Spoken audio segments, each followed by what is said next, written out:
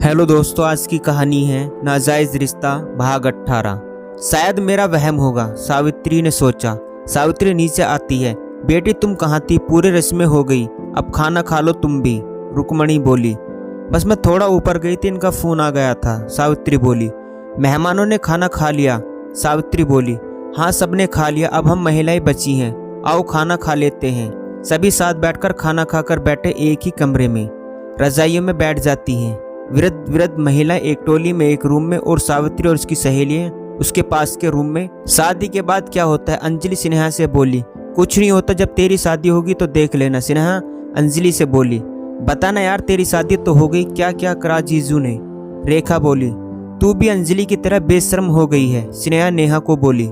बताना यार, तुझे हमारी दोस्ती की कसम। नेहा ने स्नेहा का हाथ को पकड़ते हुए कहा। पहले गेट तो बंद कर दो, फिर मैं बताऊंगी। स्नेहा गेट की तरफ इशारा करके बोली। अच्छा, ऐसे पहले तूने गेट बंद किया होगा। अंजलि गेट को बंद करते हुए बोली। नहीं यार, मैं तो उस रात बहुत डर रही थी, पता नहीं क्या होगा कैसे होगा, यही सोचकर सुहागरात की सेज पर बैठी थी।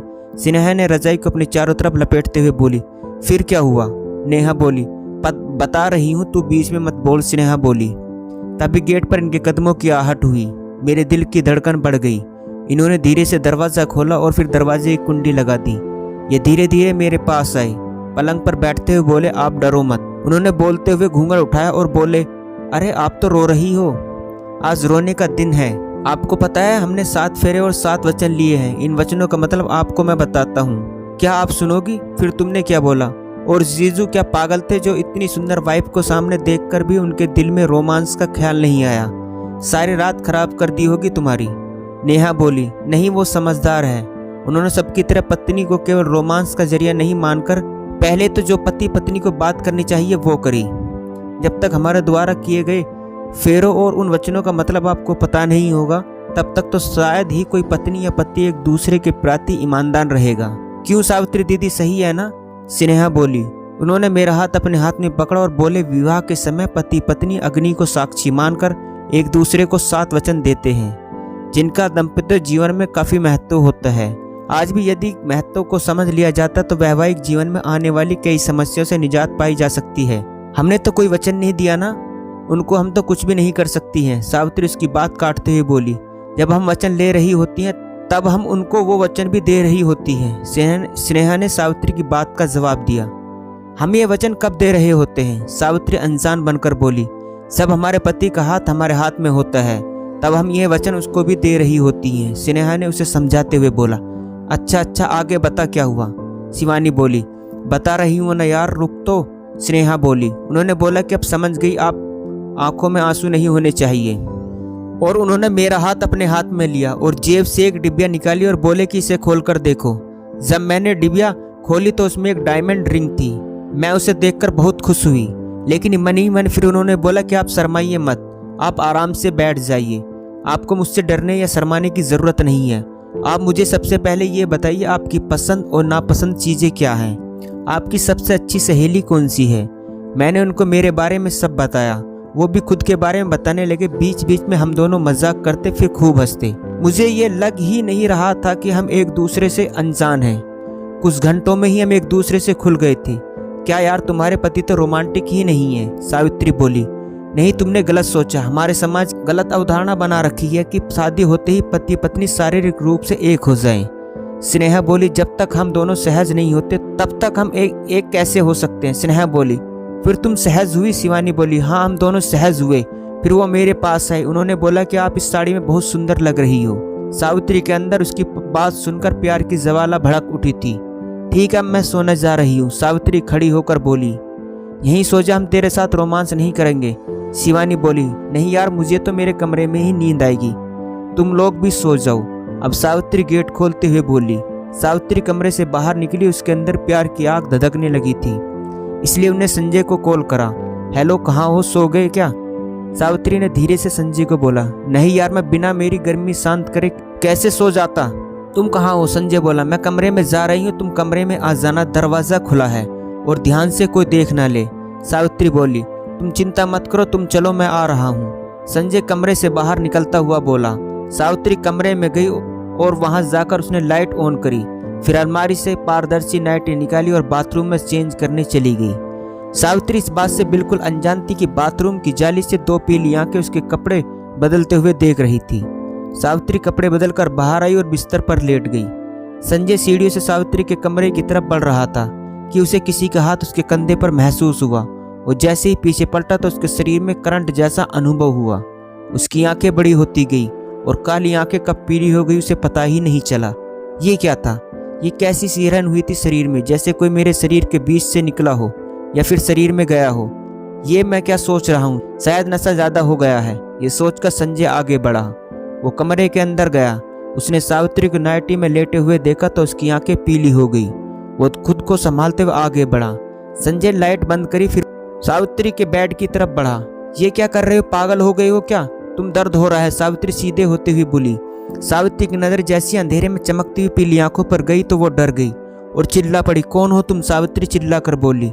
सावित्री की चीखें तो बहुत तेज थी लेकिन उसकी आवाज दरवाजे के बाहर तक नहीं गई। संजय मैं हूँ। मेरी जान, इतनी तेज चिल्लाओगी तो कोई आ जाएगा। सावित्री तुम संजय नहीं हो। तुम्हारी आंखें चमक रही थी। संजय अरे तुमको देखकर तो मैं पूरे ही चमक रहा हूँ। तुम आंखों के पीछे पड़ी हो। संजय। सावित्री संजय तुम मुझे डराते क्यों हो? संजय सावित्री को बिस्तर पर वापस लेटा देता है और बोलता है अभी मैं तुम्हारा मुंह बांध देता हूँ जिससे तुम चिल्लाओ नहीं। सावित्री अच्छा मैं चिल्लाऊंगी क्यों? जब तुम मेरा असली रूप देखोगे तो चिल्लाओगी। वह धीरे धीरे उसका चेहरा देखते ही देखते बदलने लगा। ऐसा लग रहा था मानो संजय की कोई खाल नोच रहा हो और उसके जिस्म के अंदर से दूसरा ही कोई इंसान या शैतान बाहर आने को तड़प रहा हो। संजय का जिस्म से मांस ऐसे पिघलने लगा जैसे कि आग लगने पर मोम पिघल। संजय का जिस्म पूरा पिघल चुका था। संजय का कंकाल जमीन पर गिरा और फिर सीधा खड़ा हो गया। सावित्री ये नजारा देखकर चिल्लाने लगी लेकिन इसकी आवाज उसके कंठ में ही दबकर रह गई। वो बहुत कोशिश कर रही थी कि चिल्लाकर सबको बुला ले लेकिन उसके कंठ में दबी आवाज बाहर नहीं निकल पाई। क्या क्या कौन हो तुम? सावित्री हिम्मत करके लड़खड़ाती आवाज में बोली। वो शैतान कुछ नहीं बोल रहा था। संजय का जिस्म पिघलकर उसकी हड्डियों पर चढ़ रहा था। पहले तो संजय के जिस्म का मांस उसके पैरों को चढ़ने लगा, फिर हाथ पर, फिर उसकी कमर पर आ गया, फिर उसके चेहरे पर संजय का मांस चढ़ रहा था। जैसे ही सावित्री ने उसका चेहरा देखा तो वो बोली देवराज जी आप? हाँ मैं कितने सालों से इंतजार कर रहा था लेकिन तू अपने गले में ताबीज डालकर घूम रही है। तेरा वो ताबीज मुझे तुझ तक पहुंचने से रोक रहा था। अब तुझे मुझसे कोई नहीं बचा पाएगा। देवराज मुस्कुराते हुए सावित्री को चूमते हुए बोला। मैंने तुम्हारा क्या बिगाड़ा है? सावित्री डरते हुए बोली। तूने क्या बिगाड़ा है? तुझे कुछ याद नहीं? देवराज सावित्री की आंखों में देखता हुआ बोला। हाँ मुझे कुछ याद नहीं। सावित्री बोली तो सुन फिर मैं तुझे बताता हूँ। जब नेहा से मेरी शादी हुई थी तो मैं उसको पाकर बहुत खुश था और इस बात से परेशान भी था कि जब मैं सोचता था कि उसका मन मायके में ज्यादा लगता था इसलिए वो मेरे पास कम और मायके में ज्यादा रहती थी। नेहा ने मुझको बार बार फोन करने से भी मना कर रखा था और खुद भी मुझे एक आध कदा ही 2-4 मिनट के लिए फोन करती थी। मेरे पिता की मृत्यु हो जाने से घर की जिम्मेदारी मेरे ही सिर पर थी इसलिए मैं नेहा के इस व्यवहार से दुखी जरूर था लेकिन मेरी तरफ ध्यान देना उसके पास ज्यादा वक्त नहीं था। एक बार तो नेहा की दूरी से परेशान होकर मैंने नेहा की बात को दरकिनार कर उसके पीहर जाकर उससे मिलने की कोशिश की। नेहा को जब पता चला कि मैं मायके आ रहा हूं तो वह खुद अकेली अपने मायके से चलकर आधे रास्ते में आकर उसे साथ लेकर वापस ससुराल आ गया। मैंने उसकी इस बात का भी बुरा नहीं माना और उसे साथ लेकर खुशी खुशी मेरे घर आ गया लेकिन मेरी खुशी 4 दिन भी नहीं रही। 5 दिन मायके की याद आ रही है कहकर वो मेरी लाख रोकने के बावजूद वापस मायके चली गई। तभी से नेहा मायके में ही थी। 1-2 बार उससे लेने पीहर भी गया लेकिन नेहा ने मना कर दिया। मगर एक शाम नेहा ने मुझको फोन करके न केवल 15-20 मिनट लंबी बात की बल्कि उसने कहा कि आज रात मेरा फोन का इंतजार करना, मैं तुम्हें सरप्राइज देने वाली हूँ। इसलिए उस रात मैं पलंग पर करवटें बदलते हुए नेहा के फोन का इंतजार कर रहा था।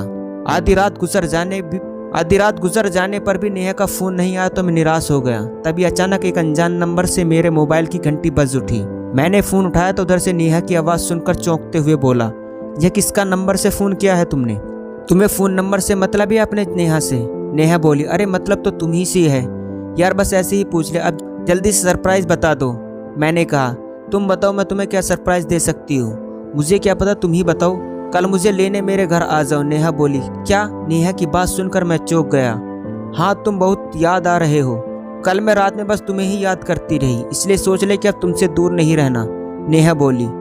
नेहा क्यों मान गई अपनी ससुराल आने के लिए? जानने के लिए कहानी का अगला भाग जरूर देखें। शिक्षा, हमें कभी भी किसी अनजान लड़की के ज़्यादा करीब नहीं होना चाहिए, वरना वो हमें कभी भी अपने फ़ायदे के लिए हमें चोट पहुंचा सकती है। दोस्तों, ये था नाजायज़ रिश्ता भाग 18। दोस्तों, कहानी अच्छी लगी हो तो चैनल को सब्सक्राइब करना ना भूलें।